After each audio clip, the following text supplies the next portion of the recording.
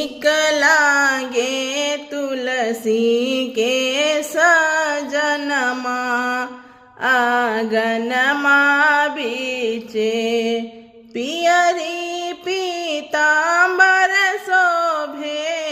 पियरी जनेऊ शोभे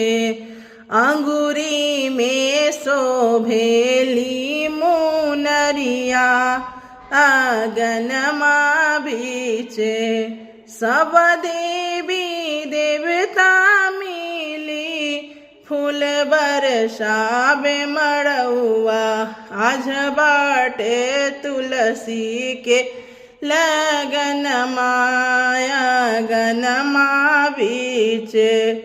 एक और राम जी बैठे एक और नारायण एक और दुलहीन तुलसी लगनिया बीचे सखी सब गावेली लगनिया आंगनमा बीचे।